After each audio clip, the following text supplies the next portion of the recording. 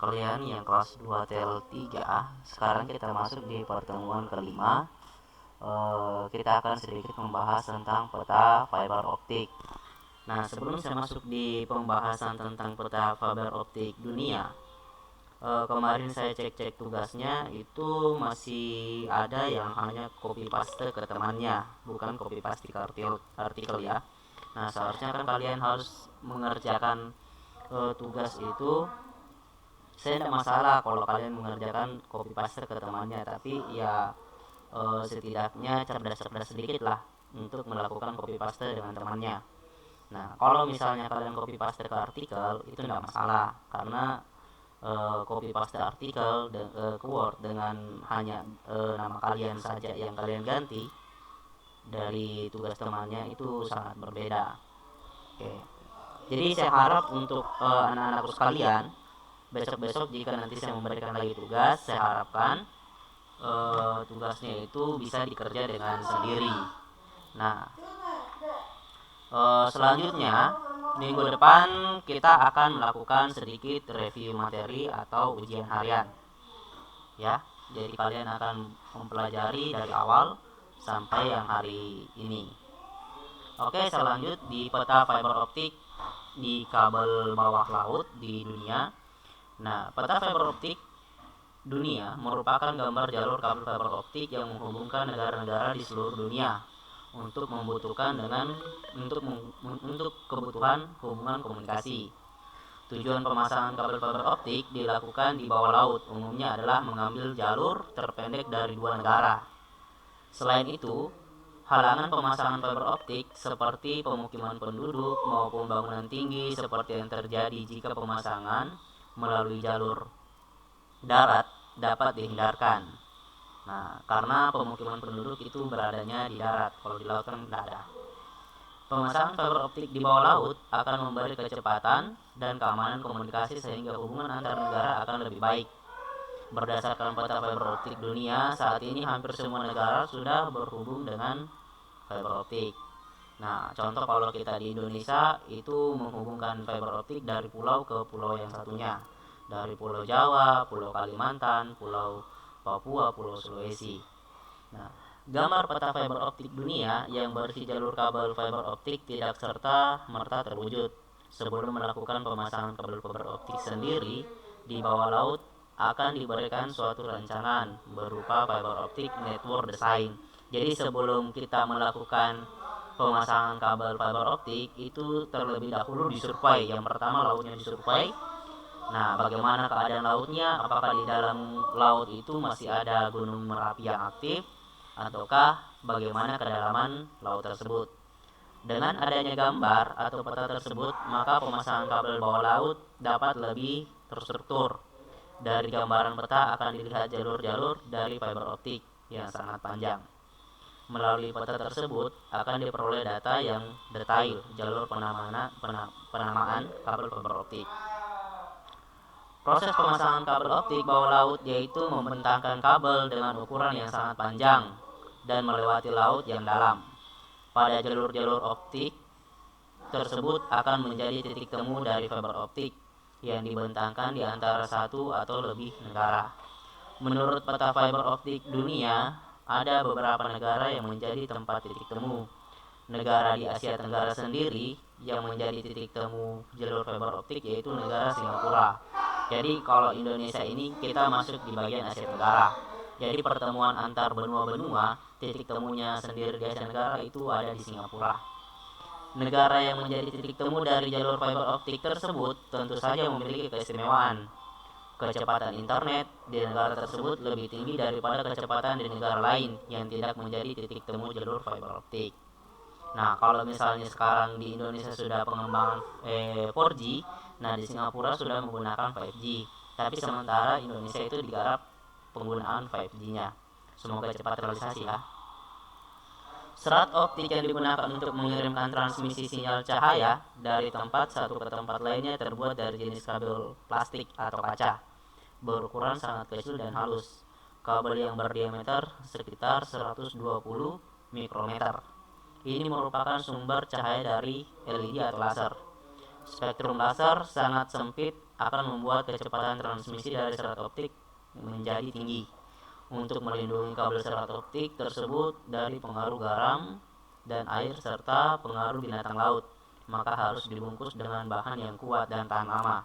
Nah, bahan-bahan yang kemarin yang menjadi tugas itu kalian sudah kerjakan, ya, mulai dari polietilenya, mulai dari serat optiknya, mulai dari kulitnya. Nah, kalian kemarin sudah membahasnya. Peta fiber optik dunia yang berada di bawah laut tentu saja memungkinkan terjadi perubahan karena memang masih memiliki risiko. Nah, risikonya tadi itu seperti bencana atau gempa atau yang diakibatkan pergeseran lempeng bumi secara vertikal, ya. Nah, jangkar atau kapal hewan laut, jangkar kapal atau hewan laut bisa jadi juga penyebab kerusakan kabel fiber optik di bawah laut. Biasanya untuk memperbaiki kerusakan kabel fiber optik yang tertanam di bawah laut akan melihat pada peta fiber optik dunia sehingga memperoleh titik tepatnya. Jadi biasanya kalau misalnya terjadi pemutusan kabel yang panjangnya 80 km, kita tidak mungkin menarik atau mencari per meter di mana yang kabelnya putus. Makanya ada biasa dikatakan OPTR, ya, penghitungan kabel yang putus. Jadi kita hanya melihat di alatnya itu untuk mengetahui bahwa berapa kilometer kabel ini yang putus. Lalu kita melihat petanya bahwa di jalur 2000 km kabelnya putus, nanti kita langsung ke sana saja. Jadi tidak perlu lagi diperiksa per meter. Cara memasang kabel bawah laut menggunakan bantuan kapal dan peralatan robotik. Kabel panjang yang akan dipasang dibawa oleh sebuah kapal. Kabel tersebut tergulung dengan rapi dan ditata sedemikian rupa agar mudah saat dilepaskan. Kabel akan diturunkan secara perlahan ke dasar laut dan dibantu dengan peralatan yang dikendalikan dengan remote melalui peralatan robotik. Di Indonesia sendiri, penanaman fiber optik di bawah laut tidak hanya untuk kepentingan peta fiber optik dunia saja, melainkan juga untuk menghubungkan komunikasi cepat antar pulau. Kabel bawah laut di Indonesia rencananya akan ditanam dari Sabang sampai Merauke. Nah, ini ditanam jadi dari baik dari darat, dari laut. Nah, kalau misalnya dia di darat, biasa di tepi-tepi jalanan, ya. Fiber optik adalah jenis kabel laut yang saat ini juga berada di perairan Indonesia, dari yang sebelumnya berupa kabel listrik bawah laut untuk pemenuhan listrik antar pulau serta kabel telepon logam. Penanaman kabel fiber optik infrastruktur di Indonesia rencananya akan selesai tahun 2019. Oke. Kalau kemarin penyelesaian kabel fiber optik itu dari Gorontalo menuju ke Maluku. Nah, nanti dari Maluku itu biasa melalui jalur darat saja. Oke, kita masuk. Nah, di sini dapat dilihat bagaimana cara instalasi kabel laut. Nah, kalau instalasi kabel laut itu biasanya kita menggunakan kontraktor kabel serat optik, ya.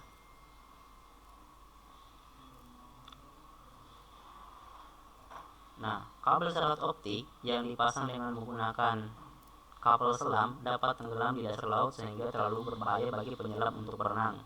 Kapal selam ini juga dikenal sebagai ROV atau Remote Operation Vessel. Kapal selam ini digunakan untuk memastikan bahwa kabel berhasil mencapai dasar laut dengan aman dan dilengkapi dengan lampu yang memberi pilot agar dapat melihat dengan baik di area kedalaman laut. Kabel perlu dipasang di tempat-tempat yang aman, dan Anda perlu tahu bagaimana kembali ke tempat-tempat ini, ya.